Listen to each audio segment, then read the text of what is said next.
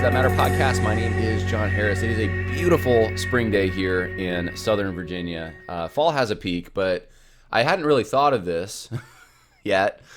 Spring has a peak as well. I guess that's obvious, right? Spring has a peak. There's a certain time when flowers are in bloom and everything's just, the bugs aren't, zipping around yet because summer hasn't really started, but it's still warm so you can wear a t-shirt. The breeze is just great. It's kind of dry. It's clear. It's not humid and muggy. It's perfect. It's amazing. I think we're just past that peak right now here. The dogwood trees and the cherry blossoms were kind of at full peak last week, and now they're kind of becoming green, but still beautiful, absolutely beautiful. So if you hear anything, it's because I got my windows open and I can feel the breeze and hear what's going on outside with the birds and someone who was doing some, I think, some pesticide spraying or something at the neighbors. But anyway, here is, I want to show you this. Here is a mug that someone made me, Conversations That Matter 2020. Actually, they made me two. They're supporters, obviously, of the podcast. They just sent these to me, Conversations That Matter 2020, two different styles. And I wanted to give them a plug since they did such fine work, and I'm obviously using the mugs that they sent me. So if you go to, and I'll show you here, Instagram, I'm going to put the link in the info section, Clay Pot Candles on Instagram, and you can see some of the other work that Susan Payne, it is public online, so I guess I can say the name that Susan Payne does. And I think she sells some of it, if I'm not mistaken, so you may want to check that out. But anyway, thank you for that. If you're listening, Susan, I appreciate it, and I am using them. Today, I want to I don't really want to, but I'm going to. We're going to talk about Southeastern again. Some of you are getting tired of it. Trust me, you're not getting as tired of it as I'm getting tired of it. I'm like done with it. But things keep coming out, and I think it's important, especially because the Southern Baptist Convention meets in June. And for those, I know I have a large contingent in the audience who are Southern Baptists or who care about the Southern Baptist Convention. It's important to, if you're a messenger especially, when you go to Nashville this June, to understand what exactly is going on. Last week was just a bad week. Actually, the last 2 weeks have been really bad for Southeastern. First, you had the video of Danny Aiken from 2018 that no one had watched, but all of a sudden, someone had found it and breathed some life into it, shall we say. And you had James Lindsay and Babylon Bee posting it, where Danny Aiken's essentially saying, he's the president of the seminary, that it's incumbent on white people to give up power, and of course he's still the president, and that minorities just see the world through such a different lens. It's just so different, and you can't understand it unless you just got to sit and listen and then redistribute your power somehow. So that happened, and then I'm not even going to remember all of it. Then ACSI, the Christian School Accreditation organization, was hiring or using Unify Ed, which is Walter Strickland's group, to do diversity training. And so I looked into that. Capstone Report looked into that. Even Founders Ministry started looking into that a little bit, and all kinds of concerns about it. And so I gave you a little bit of a deeper dive on Walter Strickland. I will say this. I left out something, though. There's probably a lot of things I left out, but one of the key things that I probably could have included, but it would have been so much longer, is his dissertation from 2017. And if you read it, he actually uses critical race theory sources in his dissertation. And it's very, I haven't read the whole thing, but I skimmed through some of it, and he's saying that MLK is an Orthodox Christian. There's some things in that are very questionable, to say the least. A lot of it is more descriptive, like a dissertation should be, than prescriptive, but there's definitely some things where he just kind of lets the cat out of the bag. Here's my opinion on things. And so anyway, just throwing that out there. There's actually a lot more research that can be done on some of these people, but we don't all have time to just go researching the false teachings or dangerous beliefs of people teaching in our evangelical denominations. There's so many of them that you can't keep up with all of it. But we did a little bit of a deep dive into Walter Strickland, showed that he has an inadequate gospel, at least on certain occasions. He's preached an inadequate gospel. And that's being very charitable. Actually, it's a false gospel. That's what I think Paul would have said about it. And so we looked at that. We looked at and then Scott Crawford, a student from Southeastern last week, came out on Friday with his whistleblowing video, and then a whole montage showing from 2018 to 2021 all kinds of very problematic beliefs at the school. And I went through it step by step, paused it, took about an hour and a half, and said, basically explained, interpreted what's going on. And it just hasn't been good for Southeastern lately. Well, something else just happened. A student at the Southeastern Baptist Theological Seminary, former student, not a student now, but former student at the Southeastern Baptist Theological Seminary, has come out. And this was to be kind of expected in a way, because once you get the ball rolling and you start talking about some of these things, other people are going to come forward with their stories. They're going to feel more encouraged to do that. And I do encourage that. I've actually received some interesting emails from people who haven't come forward publicly, but have some interesting, very concerning stories that have not made the light of day yet. But the question is, and this is, by the way, this is the wrong question. I'm going to say that up front. The title of the video is the wrong question. Is SEBTS teaching critical race theory? That's the question that so many people want to know. Are they teaching critical race theory? And that is, I'm not. There's some merit to that, but it's not the most important question. I think it's the wrong question. I think the question that should be asked is, are they being faithful to biblical teaching, historic Christianity? That's the question that should be asked. Not, are they teaching critical race theory? Because I'll tell you what happens with this, because Crew's going through the same thing right now. And maybe I'll talk about that later. But Crew, they pumped in so much radical stuff, especially through their Lenses Institute. And then when they're called on the carpet for it, we're not doing any critical race theory here. And and then defining critical race theory so narrowly or so broadly to try to, it can be anything. I mean, look, just being concerned about racism can be critical race theory. Or being the most radical critical race theorist possible, that's also critical race theory. So it's this wide spectrum that you can never define it. Or it's so narrow that your definition always falls short. That's kind of the strategy that's being employed by a lot of evangelical organizations who have pumped this stuff in and now are saying, well, we don't have it anymore, because they're obsessing over the term critical race theory. I've said, actually, from the beginning of this, I've tried to use the term social justice, more broadly speaking. Even that term, they can try to do games with that. But I've tried to be to number one, hold institutions and individuals teaching at them to more of an orthodox standard. Are you falling short of this? That should be the question that we're asking. Not, did you do this one bad thing, and then, try to justify or, pass the, blame something else, someone else, something else, for, whatever happened, blame shift. That's what happens when you start to do that. It reminds me of the way that I try to approach entertainment. Instead of asking, well, is it wrong? There's only one scene in it. You can justify that, right? You can try to minimize, it's only one questionable scene, or just only a little language. Instead, I try to ask myself, does it conform to Philippians 4:8? Is there a positive affirmative standard that you can say, this is good for me? I should be thinking about these things. If you can do that, then you're much more confident, right? Would you watch it? Would you be entertained by it if Jesus was with you, right? More of affirming standard. I think that's what we should be doing, broadly speaking, when it comes to institutions that are not being faithful, or professors teaching at those institutions. Are they matching historic Orthodox Christianity? And this is the question they want to ask. Are you teaching critical race theory? Because then, again, they can try to minimize it. They can justify it. Danny Akin's done this. We're just teaching it so what the false errors are. No, that's not what you're doing. That's totally not. You're teaching it in a positive way. So many of the ideas, like liberation theology is the one I'm specifically thinking of.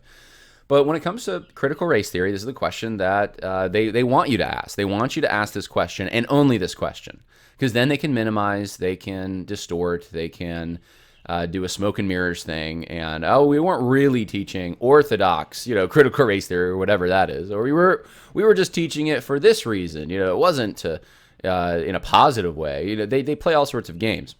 So I think you can ask this question, and it should be asked, but only under the bullet point of, in the broader category of, are they being faithful to Orthodox Christian teaching? And we've already seen, I've given you the history already, they're not. At least in many instances, they're not. And so that's how we approach this conversation. We've already determined that there's a problem there, big problems, actually, and this is now just one subpoint. And so we're going to ask the question, we're going to answer the question, we're going to go through it, and we're going to start here. We're going to be focusing on one professor. We could probably focus on others. We're going to focus on Matt Mullins, though, and here's what happened. I'm going to show you the here's the post. If I can pull it up here, hold on. For those watching, you're going to want to see this. Let's see if I can minimize this screen. Actually, what we'll do is we'll take that away. There we go. Here we go. This is the screen I want you to see. This is Andrew Daniel, who has 2 degrees from Southeastern Baptist Theological Seminary. His wife, I believe, has 1. He posted this. He also messaged me, though, and I'm sure I'm not the only one he messaged, but he said that this was very much someone he knows closely, I guess, was in this course. So they have the syllabus for it. And it was, critical race theory was taught, his assertion, in a very positive way. This wasn't, beware of this. This was, hey, this is useful. This is good. And it underlaid the whole entire course. So I'm going to show you what he publicly posted and read some of that for you. That's what he privately kind of sent me. But I'm going to show you publicly what he put there. And then we're going to go through some things about Matt Mullins, who's the professor for this. We're going to examine his syllabus a little bit. And I'll remind you, because he came up in the montage, I'll remind you of the parts, what he said in the montage that Scott Crawford released last week. And then I'll show you some clips from an article, some snippets from an article he wrote in 2019 on critical race theory. So first things first, Andrew Daniel says, critical race theory has been taught at SEBTS for years. Okay, this is a guy who has 2 degrees from there. It's not just some Joe, saying it. This is a guy who has 2 degrees from SEBTS, and I believe has a degree from Oxford, if I'm not mistaken. Here is but one example from an undergraduate English class in spring 2015. This course helped radicalize at least one student in the class. What we are seeing now from SEBTS is the consequence of a metastasized cancer. And of course, I reacted by saying, wow. Here's the comment section. It's all public. And so he said, here, Bill Roach, who's a former, he used to teach at Southeastern Baptist Theological Seminary. So this is a former adjunct professor. He posts, there is no excuse for allowing this material to be taught at SEBTS. I'm thankful you made it known. So there's a former adjunct professor saying, I'm thankful you made it known. So this is interesting. So this is what he has there publicly. And this is the syllabus. I'm going to show you that. Oh, I wanted to make one comment about this. The radicalized student. The Capstone Report also put out an article on this. And they're reporting that this student, because they must have talked to the whistleblower here a little more.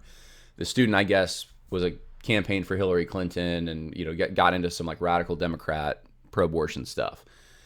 That's the claim, at least. And my comment that I wanted to say about this is, I've said this before. The woke church is the last step. It's an off-ramp is what it is, actually. It's the last step before someone leaves Christianity, for many. It's an off-ramp from Christianity. And you think about it, that has to be true, because if you're teaching that, the church included in, broader American and Western culture is this racist, sexist, homophobic institution. And it's not until about 5 seconds ago, till we had critical theory, that we all of a sudden understand all this. And we're going to correct all of it. But there's this long history of horrible things, and the church is responsible. Who wants to be part of that? That's like saying, hey, come join the Klan because we've reformed our ways in the last 5 years. Well, why would anyone want to do that? Go join an organization that doesn't have that baggage, right? And that's, I think, part of the problem with importing this stuff. You're just teaching children. You look at like the mainline denominations and what happened. It was a generation or two, and then kids and grandkids that don't believe it anymore, they leave. Why should they? You just told them that the Bible wasn't really true. But it's so important. Yeah, but it's not true. Why would we come? Well, you're telling us that Christianity, that Christians for hundreds of years are just immoral, and they're the cause, actually. They're the driving cause of the problems that we're encountering now in 2021. Why would we want to be part of that? And that's what you're doing. And so it'd be interesting to see the children of some of these professors and their grandchildren and what they end up doing. Do they walk away from the faith? Does their faith even look like Orthodox Christianity? Now, here's some of the facts. Let's get into what Matt Mullins actually put in this syllabus from 2015. It's not ancient history, but this professor is still teaching at the institution. And I'm going to blow this up so everyone can see it a little better. You may not be able... I'm going to post this on Patreon. So if you are on Patreon and you're a supporter there, you'll be able to see all this. I believe if you go to Capstone Report, you can get a link to the syllabus as well. So essentially, it's an English course, English 3750. Title is Multi-Ethnic Literature of the United States. Multi-Ethnic Literatures of the United States. It's a little bit of an interesting title, in my opinion, but I mean, I grew up with going to college in my undergrad years, and you had your social studies courses, cross-cultural kind of, but they usually use the word culture. But anyway, I digress. Course description. Who owns race? Is the first question. Who owns it? Well, the obvious answer to that is God. God owns race, right? What is ethnicity? Are these terms interchangeable? How does identity markers help hinder our ability to communicate, etc.? By the way, race and ethnicity were not so inseparable at one time. This is, when you look at like Darwinism, scientific racism, and the way that the term race started getting corrupted and reduced down to genetic determinism, that's kind of what critical race theorists in some sense are reacting to. It's a postmodern reaction against an idea from a modernist framework more. But anyway, they want to go back and say, well, race is a social construct, as if it got corrupted, and we're going back to the more of a pure understanding of what race is. The actual if we're going to talk about like genos, the Greek word that is used in the Bible, if we're going to talk about examples even from the Old Testament of cultures, race, that whole sort of category, where what we're going to see actually is something that is way more organic, and that's how this needs to be looked at. What you'll find, you're going to find some false dichotomies along the way here, and I want you to be aware of this. Critical race theorists want you to either pick one of two options, right? And they obviously want you to pick their option, but race is either genetically determined, wrong answer, alt-right Nazi, right? or it's a social construction, and that's the right answer. That's what they want you to pick. There's an option they're kind of neglecting though, and this is the horns of the dilemma that I think they need to be on. Is race organic or is race artificial? That's what they need to be asked, because they are oversimplifying. They say that race is so complex, and they're trying to acknowledge that complexity. What they're actually doing, though, in getting you on the horns of that dilemma, is they're actually oversimplifying it. Because the term race, if you think it originated in the Middle Ages, like many critical race theorists, that's what they preach, was used for hundreds of years, and it was a term to designate social categories, power relationships. It was used to oppress people. And when genetic determinism started, proto-Darwinist and then Darwin, and they would reduce everything down to your decisions are because of your genetic makeup, that was also within this framework of power relationships. It also fit within this, well, culture is now trying to designate people as inferior or superior based on their genetic factors. Now, I'm wearing a shirt. I'm wearing a shirt that says Resend Resolution 9, which, by the way, you can get in the info section. There's a link for it. Be fun if you're Southern Baptist. Go to Nashville with the Resend Resolution 9 shirt, but it is green. And here's the question. Why am I wearing this Resend Resolution 9 shirt? The reason I'm wearing it is not because I'm a white man and I've got certain genetics and they just made me pick that shirt. I mean, that's scientific determinism, genetic determinism, and that's a view that some people did hold at one point, that, everything's determined by genetics and, chemical relationships, laws of physics, these kinds of things.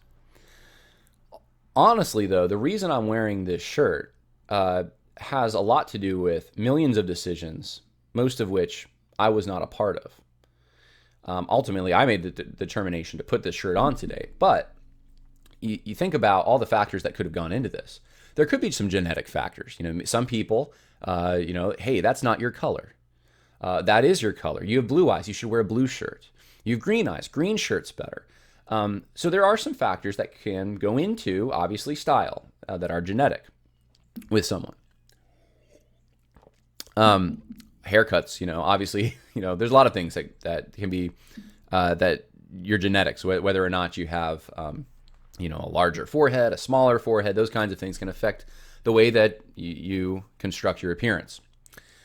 However, there's a lot of other factors. There's taste that is involved in this. And maybe I like a green shirt because, I don't know, I associate it with something.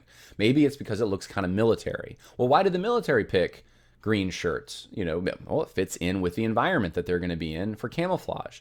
Oh, well, who made that decision? Well, now we're looking at environmental factors that determined why the military would have picked that. And now I'm, after that determination was made a long time ago, I'm looking at it and seeing, well, I associate that with the military and I want to have a green shirt, right? A lot of things can affect this. It's a nice day outside. Short sleeves feel good. Certain colors are going to be warmer or cooler. I don't want to beat the dead horse, but hopefully you're getting the point that there's a lot of things that go into just something as simple as a green shirt. And we don't think about them all. But that's organic. That is, over time, decisions being made, and taste and what's available. I mean, think of cuisine this way. I mean, if you're living near the ocean, you're probably going to have more fish in your cuisine, and shellfish and shrimp and things like that. If you're inland, maybe more beef and game that's inland. And this is just the way that things progress. Different spices that are available, different cultures develop different cuisines by experimenting over time and saying, oh, this tastes good together. And then they have a dish. You all know this, but you probably haven't thought about it in relationship to critical race theory.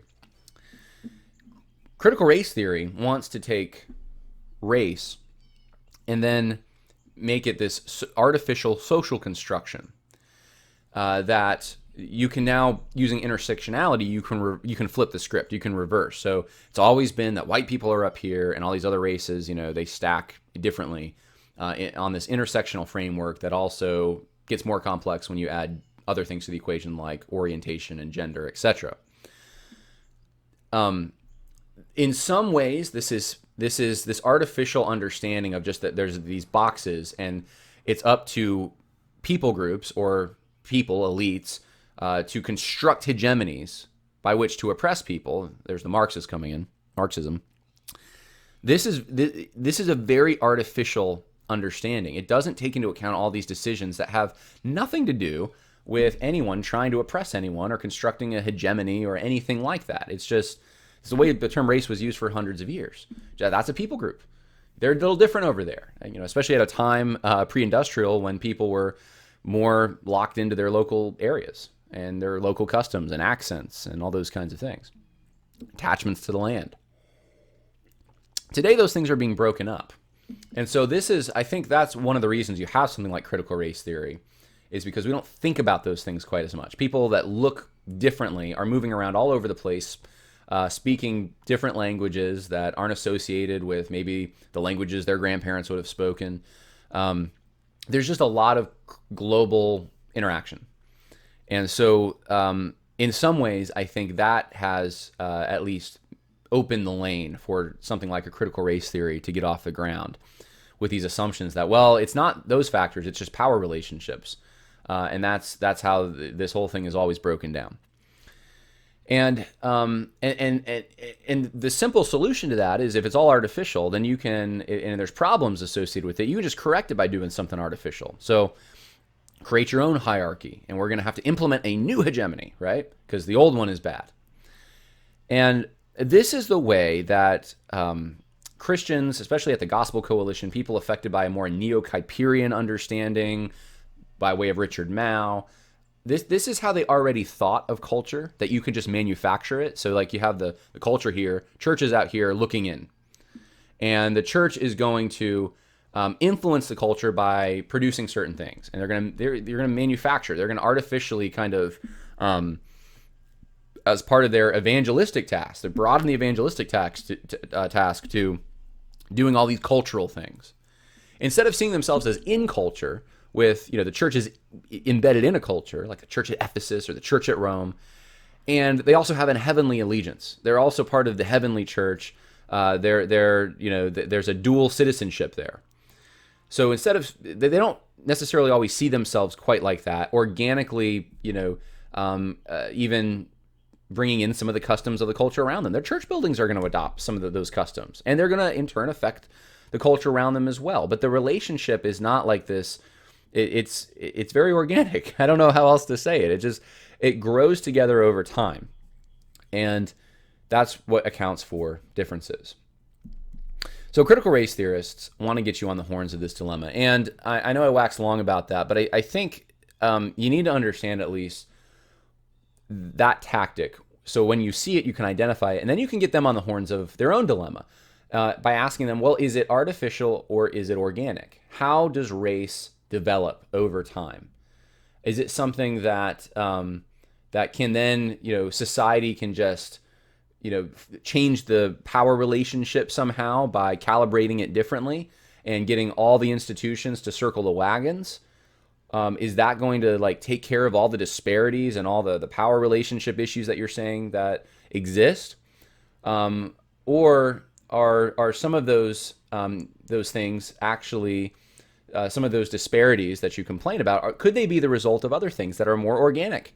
For instance, even COVID, why, African Americans, or just, people with darker pigmentation in general. I was listening to a lecture the other day about this, about COVID, and they struggled with it a little more because of a vitamin D deficiency, apparently.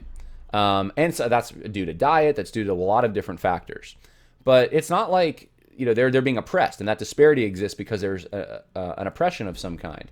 So the assumption from critical race theorists or people affected by that is that any time there's a disparity, it's a social problem that we can artificially fix. No, you can't artificially just, unless you're going to now, present vitamin D supplements or change diets or something like that. But that's culture. That happens organically.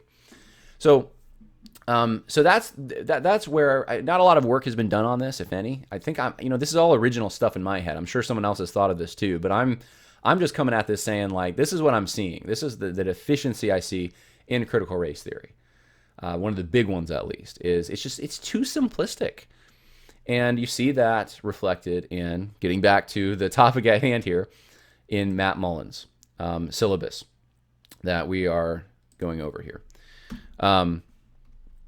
So, who owns race? What is ethnicity? Are these terms interchangeable? How does such identity markers help hinder our ability to communicate? We will engage the interdisciplinary fields of critical race theory, whiteness studies, and ethnic studies to consider how these theoretical frameworks might add dimensions to our reading of literature and to examine how literature might redirect, revise, or reinforce these theoretical approaches. I'm reading you for you the highlights that stood out to me in this syllabus. He says here, there are vast cultural, economic, educational, and other differences between groups that often fall along the lines of race and ethnicity. Since we know that we are all image bearers regardless of race, ethnicity, and nation, what accounts for these differences? Well, guys, it's not rocket science. There's a lot of varied things that account for these differences, and they're obvious things. Why does your next door neighbor have so many differences, the way their family runs, from your family? More specifically, the syllabus says, what implications do these differences have for the spread of the gospel and fulfillment of the Great Commission? And you can't make this up. I mean, what implications do they have? Well, if they have a different language, you got to learn that language. If they have customs that, sitting on a bed is offensive to them or something, don't sit on their bed. Those are the kinds of things that are helpful when you're trying to do missions work or evangelism. Is, hey, if you don't have knowledge of a particular people group and they have certain customs, you don't want to unnecessarily offend them if you're trying to preach the gospel to them, right? This is very Pauline. This is, of course, you're going to offend them, but you just don't want it to be unnecessary. So that's pretty much it. But that's not what this course is about. This course is about much more. They're using critical race theory, whiteness studies, and ethnic studies to consider how theoretical frameworks might add dimensions to our... So in other words, we're taking these analytical tools, guys. This is Resolution 9. It was already happening. We're going to take the analytical tools from these pagan ideologies that get it wrong, that think, race is just a social construction. And we're going to then use that somehow to fulfill the Great Commission. Now, here's some of the sources that jumped out at me. Most of these are just they're fictional works in literature. Some of them have some racy stuff, by the way. So I think if you go to the capstone article, I think some of that is talked about. But I'm going to focus on the critical race theory stuff. Richard Delgado, his book, Critical Race Theory and Introduction, is a required textbook for the course. Now, you could say, okay, if you're in a class that's talking about Mormonism, aren't you going to want to read the Book of Mormon at some point? And the answer to that question would be yes, you're going to want to do that. But you're not going to be teaching it in a positive way. You're not going to say, well, we're going to look at the insights we can get from the Book of Mormon to know how we better can share the gospel, unless it's looking for the errors and understanding how Mormons think so that you can push sort of the antithesis. Here's what Scripture says, and here's how you're contradicting it. But getting positive insights to just affect the way that we think, you wouldn't be doing that. You wouldn't be doing that with the Quran. There's some truth here, some general truth, and we can take that truth and then we can just apply it to the way that we view ethics or whatever you want to say. We don't really do that, but we do it. At least some institutions like Southeastern have been doing it when it comes to critical race theory. Some other authors that stood out to me. Here's two other books. Toni Morrison, Playing in the Dark, and Richard Wright, Native Son. Now, the reason that these stood out to me when I was looking at this was because Playing in the Dark doesn't have listed the subtitle, but it's Whiteness and the Literary Imagination. Whiteness and the Literary Imagination. Toni Morrison, though, apparently, so I looked her up. I'm like, who is this person? Because this sounds very, critical race theory infused. And she's a raging leftist. And in fact, if you go to keywiki.org, which is organization that just catalogs Marxists, it's just like a library of Marxists. Toni Morrison has a page there. And she's been involved with some radical stuff. Definitely some more socialist sympathies. She was part of Bill de Blasio, mayor of New York, closed-door meetings to create a progressive version of the contract with America. Anyway, you can go through all that. But long story short, with her, not exactly a Christian voice, to say the least, which is fine. You don't have to read Christians, right? But she would believe the opposite of probably what most of the people at Southeastern at least say they believe when they sign their statement of faith. She would be very pro-abortion. Anyway, so Playing in the Dark, this book is, I'm going to read for you. This is Wendy Steiner, New York Times, 1992, said, "The moral and emotional force of Morrison's explorations is apparent. If the American identity is formed against this black shadow, it is a sign of abject weakness and a cause for shame. The genius of Miss Morrison's approach is to enlist various describers and imaginers, white men of letters, in an investigation that can end only in their self-indictment." Okay, not liking the white men here.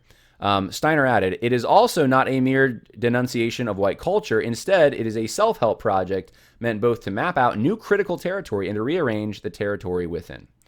And of course, she has also endorsed various books, including a book on critical race theory. That is Toni Morrison. So I think it's safe to say this is someone very affected, and I would feel safe saying she is a popular level critical race theorist.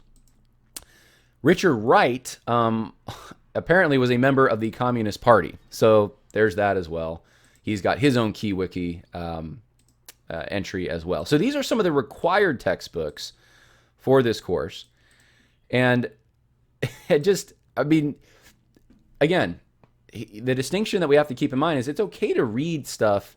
You should be reading the Communist Manifesto if you're going through a History of Ideas course, right? But it shouldn't be taught to you in a positive way. It shouldn't be, if you're going to at least a Christian institution, it shouldn't be like, well, there's some really great insights in this that we can all just learn from. We're going to construct a whole course that gives us this framework so that, it can really help our evangelism if we just really apply the principles from the Communist Manifesto. That'd be weird. That'd be wrong. And that's the distinction that we have to keep in mind, because this is not a course critical of critical race theory. That's not what you're finding here. This is a course that is using critical race theory and whiteness studies, etc., as theoretical frameworks to add dimensions to understandings of literature. And that affects the fulfillment somehow of the Great Commission. Student learning outcomes. One of them, recognize ways in which literature reinforces and resists. I'll start from the beginning. Point one, identify their own assumptions about how race and ethnicity are defined. So it's very important to define race and ethnicity. And you're looking at all these critical theory sources to do so. Look, I don't know. I wasn't there for the course, but Scripture's it's sufficient, I think, on this. I think you can, and then it's just a matter of translating it into those concepts into our language. But even our language, those terms aren't really that hard. Race, people groups. At least historically, they haven't been. They shouldn't be.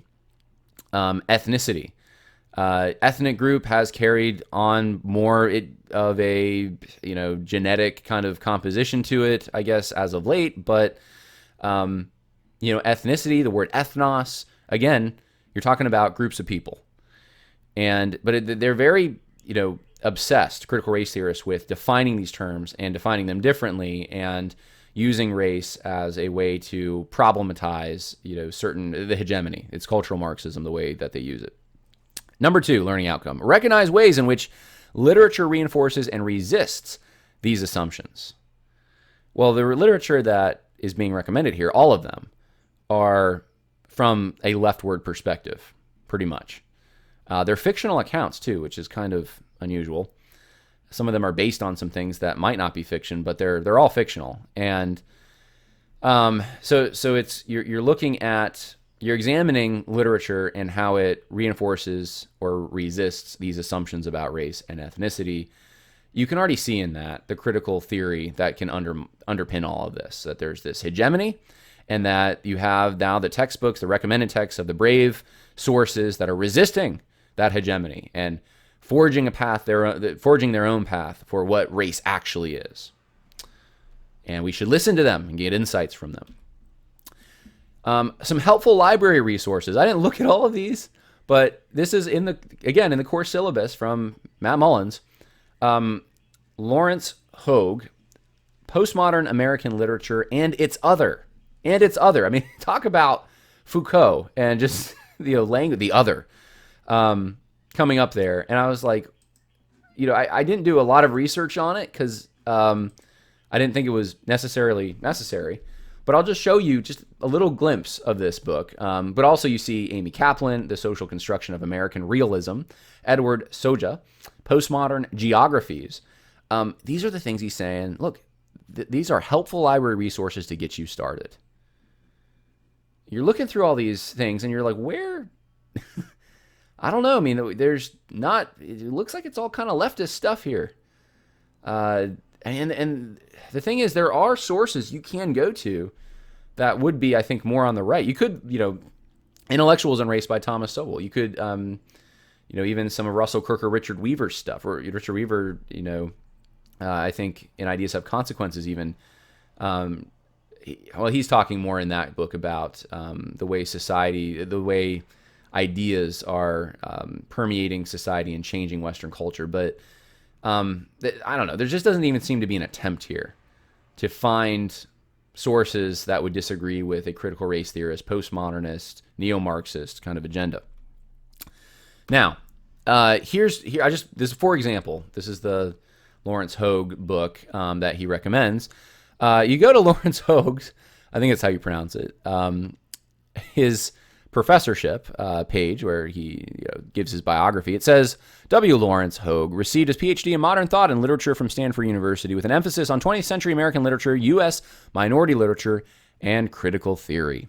He's one of the first critics to raise questions about literary production and representation and canon formation in African American literature, etc., etc.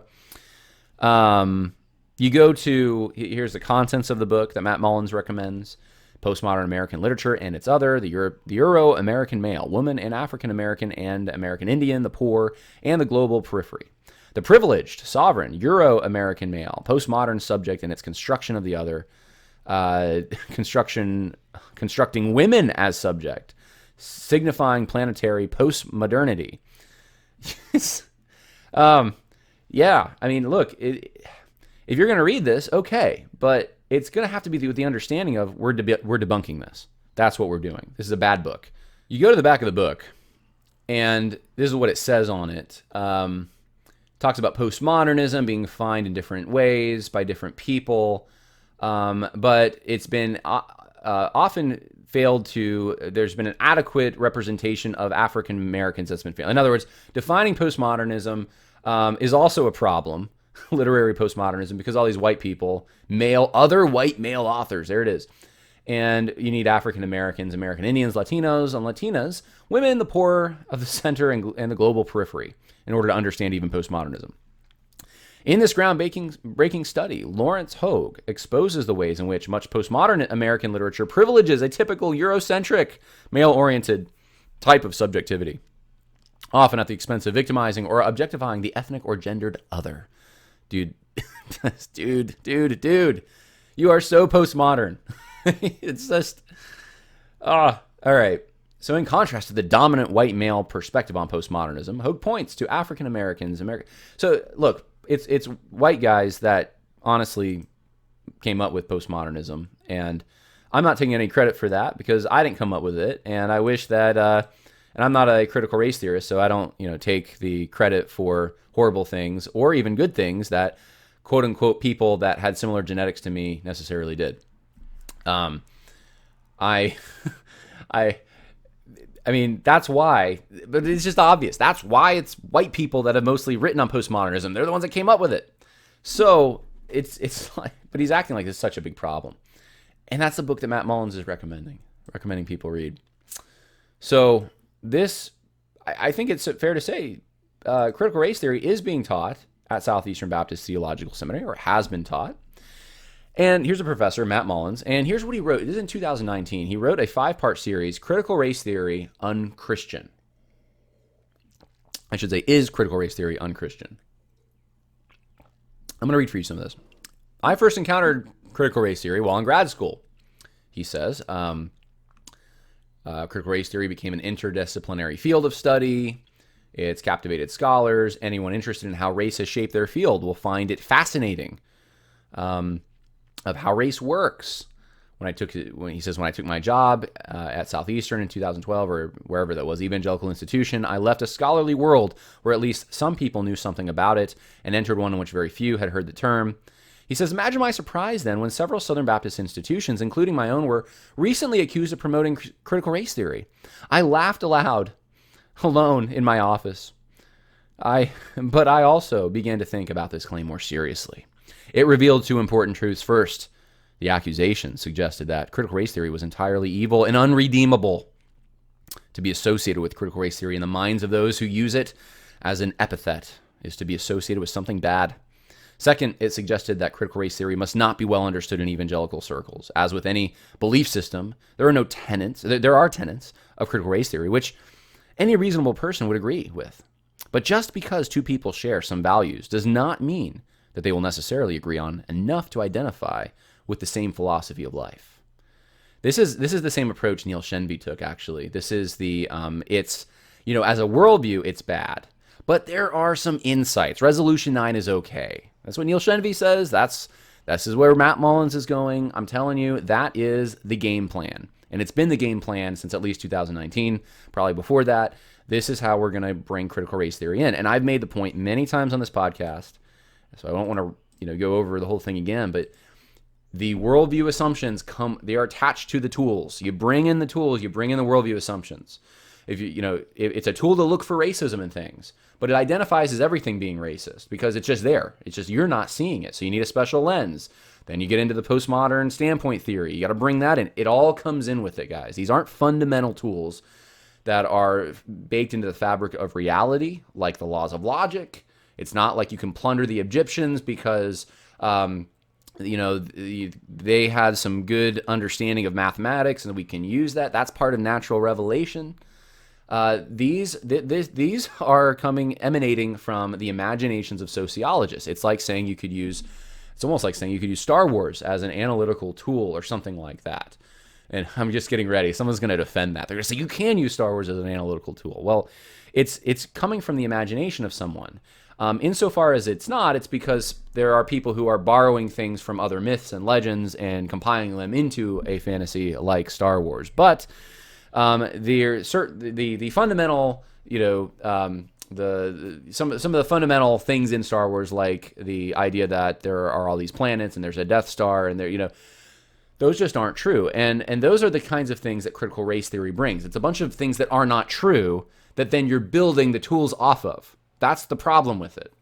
So you can't do this separation thing. It comes in as a worldview, whether you want it to or not. You could try to say, I'm a Christian over here. I mean, this is what liberation theologians did in the 1970s. Even evangelicals affected by that. They tried to say we can bring in this Marxism, but only the tools from it. We're not atheists. We don't agree with that. We're just bringing in the way that it looks at class and it looks at oppression, and we can then use it to analyze and then come up with solutions for the dilemmas that we have. It's the same kind of thing that they're doing. And we know where that led. Fabian socialism, social gospel movement. We know where that led. We know where liberation theology led. We know where it led. I did a whole podcast on this recently in Nazi Germany with the German Christian movement. Same kind of argument. We know where it's leading now. And ultimately, the fundamental truths underlying critical race theory are not in keeping with Christianity. And so the tools that it produces, unfortunately, also are not. He says, is it critical race theory, there we go, Unchristian Part 3. To address the history and effects of race and racism, we first need to understand what race itself is. If you're not familiar with this conversation, it may surprise you to find out that many scholars and activists disagree about the precise definition of race. There are two major definitions of race. Race is a biological reality, or race is a social construct. And again, guys, here it is. That's the false dichotomy. That's the hook that the critical race theorists try to get you on every single time. Matt Mullins is doing it again right here. No, it could have some biological components with it, some genetic things, because you're part of a family. Your family's going to look similar. You're going to have similar genetics. And there's from the environment, from all kinds of other factors that you might not even be thinking about, religion being one, cuisine, all kinds of things converge to make a people group distinct. And it's an organic thing. You know it when you see it. You look at it and you say, that people is distinct. There's a difference there. That's who they are. And that's just being a people group. That's, I mean, that's like, think about it in these terms. Look at this again. Replace the word race with family. Family is a biological reality, or family is a social construct. Which one is it, guys? Well, clearly, critical race theorists, they have some truth in there because they think it's a social construct. Well, actually, it's just, our family is, there's a lot more going on there. Yeah, there's a biological similarity we have.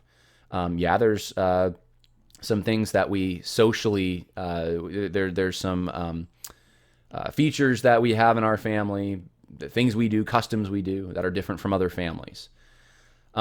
ultimately, though, what critical race theorists are trying to get at, and what Matt Mullins is trying to, I think, get at here, is that there's some truth in this social construct stuff. That, and this is where the postmodern comes in. That society, there's a hegemony. There's the structures of society, the way they're set up, is what creates and defines race.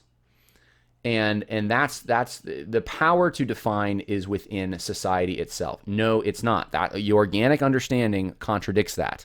God is the one that understands what race is. God is the one that sets the boundaries. God's the one that created this. God understands fully what those things are. And we catch glimpses of them. We see race. We see people groups. We see families. And we can notice certain things that make them different or distinct from other groups. We can see that from our vantage point. But it's not because there's this definitional power within some, elites in society, or the hegemony in society, or, that make it so, or that create it. No, that the power to create, race does not belong to society. Societies can categorize things, stereotype things. They can, but they're only reflecting on something that already exists, that isn't created by them. By a group of elites or a hegemony of some kind. Okay, that's the problem here. That's a big. I just want to emphasize that this is exactly what critical race theorists do, and this is what Matt Mullins is doing right here. Now, here's the kicker: is critical race theory unchristian? In part 6, here's a bunch of quotes from Matt Mullins. He says, "Is there any agreement between the beliefs of Christianity and those of critical race theory, or are the two at odds with one another? No. Christians should deny that racism is a sin." I think he meant they shouldn't deny that racism is a sin. Anyway, racism is a sin to Matt Mullins. Or that racism has been a formative influence throughout the history of the United States. Now, here's the question. What do you mean, Matt Mullins? Do you mean that benefiting from supposedly a system that allocates privileges because of this white privilege thing, that's a sin? Because that's what critical race theorists say racism is, or could be. Just as Christians, he says, saved by God's grace in the sacrifice of Jesus Christ, should stop lying, should speak up when they know something is wrong, should show no favoritism, should detest sexual immorality, should love their enemies, and so on, so should they refuse to play any part in the perpetuation of racism. What do you mean again by racism? I mean, this all begs a question. He's saying, though, that he believes that critical race theory is a part of this. So, I mean, by implication, what he's saying here is that critical race theory helps us with this. And here's what he says. Critical race theory is obviously not committed to the basic doctrines of sin and salvation, briefly outlined. For that reason, it is not strictly Christian, but neither is a strong belief in the free market or a passion for environmentalism. And these are systems of belief that many Christians hold alongside their Christianity. Yeah. The environmentalism thing is its own other discussion. But free market, free market, you can hold that alongside your Christianity because it's in keeping with your Christianity. That's why. It does not contradict your Christianity. This is a very, very bad comparison. I don't know if it's lazy thought or if it's just, I don't know why he'd bring that up. But the question is whether or not Christians can hold the core doctrines of Christianity and any of the principles of critical race theory. Again, that's not really the core question. The core question is critical race theory opposed to Christianity? And if so, the tools, supposedly, that it has, are they then also opposed to a Christian view of reality? If the answer of that is yes, then there is no reason, no fellowship that light should have with this darkness. There's no reason to use any of it. You shouldn't. If it's just obvious, some of the things are just so obvious, as he said in a previous quote, to Christians. They would agree with critical race theory without even knowing it. There's so many obvious things. Well, then you don't need critical race theory if that's true. He says, if conversely, you are a Christian who believes that racism is not only a personal prejudice, but also a social structure, then while your view of salvation by grace through Jesus will be the same, you will likely differ about the solution to the problem of racism. So again, here we go. This is where it gets political. And he says in another part that racism, in the same blog, that racism, there's a sin associated. Racism is a sin. And so if that's the case, if racism is a sin and it's a structural sin, I'm looking for the quote. I think he says he talks about institutional or structural sin. If that's the case, then you've already bought into a category of critical race theory. If you're buying into this structural sin thing, that these impersonal institutions can be sinful in some way. No, people can be sinful. People can be saved. Institutions, no. So if you buy into that there's this sin that exists in these institutions or these impersonal structures, then what you do is you create a way of salvation for them that's political. And that's what you're about to see. It's not that you will doubt the sufficiency of God's grace to save a person's soul, he says. It's that not that salvation and racism are unrelated. It's that salvation, listen to this, it's that salvation, he says, can transform individuals without transforming social structures and institutions. That's the problem. That's why they bring in critical race theory. You can save the individuals, but you can't save these social institutions. You can't transform them. So since racism is more than the sum of its individual parts, it requires structural changes, not just individual changes. Racial injustice is a collective problem that must be solved collectively. Christians in this camp may feel inclined, even compelled to vote for people or parties bent on changing social structures. Democrats, hint. In fact, they may view those focused on the individual as turning a blind eye to the structured problems in society that require structured solutions. So there you have it. That's why you bring in critical race theory. That's why he's bringing it in. Because, the gospel is just not enough to affect these structures. You gotta have some kind of a social solution, and critical race theory helps us identify the sins in those structures. And here's the thing: obviously, there are problems in society that the gospel is not meant to fix all of those problems, right? If you have a leaky sink, the gospel is not the thing that is. You can't just apply the gospel to your leaky sink. You have to go and you have to get a plumber. You have to fix it somehow, right? Understanding basic natural revelation, understanding laws of physics, understanding how water works, kind of like prereqs to that. And that's how they want to sort of treat critical race theory. The thing is, though, they create this category, Matt Mullins does it, of this sin, that applies to these structures, that there's impersonal sin. No, people sin. People sin. That's the problem, in my opinion, with all of this. Is it traces back to a person along the way, and that's where you identify. That's where the sin is. It's this person sinned. These people collectively decided to make a decision to sin. You can't then say, it's just everyone's saved in this institution, but there's still sin, or everyone's not saved in this institution, but there's no sin in the structure because we've corrected it with critical race theory or something. That's where I don't see biblical categories for this. And that's what critical race theory introduces. My own view is that he says is that critical race theory provides Christians with helpful lenses through which to view the problem of racism. There you go. I cannot see racism as merely an individual problem. So he agrees with all this. Black and brown folks were cut out of the social safety net for years, intimidated, redlined out of housing markets, disproportionately sentenced to time in prison for crimes committed by the same crimes committed by white folks. And the list goes on and on. The most blatant result of these forms of racism is a country with an unclosable wealth gap. Wrong. Anyway, unlike Marxism, and by the way, I'm not trying to be insensitive. I've covered this before, but you look at the way the Jews have been persecuted for a long time, the Holocaust, those who fled here, don't see a wealth gap there. In fact, they're doing much better than most white people, quote unquote white people. Look at Asians who are treated, very bad barriers in some places coming here. I mean, Japanese were put into camps, during World War II. You have, all the propaganda that went against the Japanese during the World War II, etc. They're doing better. Asians in general are doing better than the United States. White citizens, supposedly.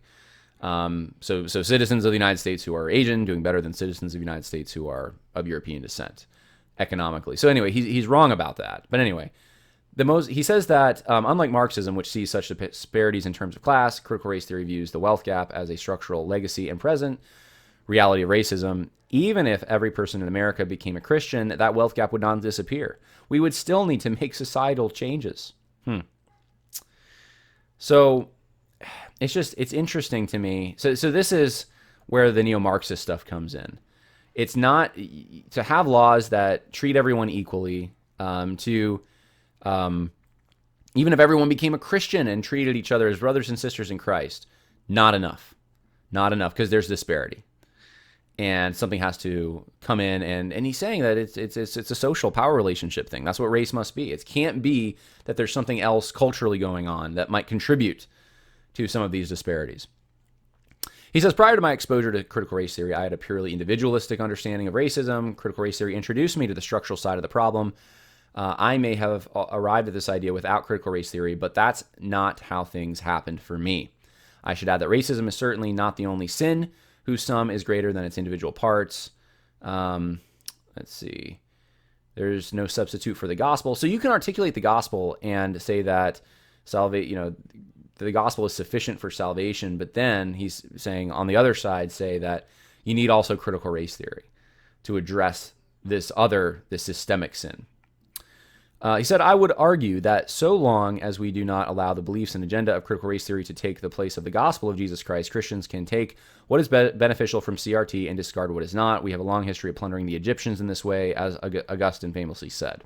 Christianity and critical race theory both see racism as wrong and harmful to individuals and society. Because critical race theory is not based on Christian doctrine, it does not use language of sin to describe racism.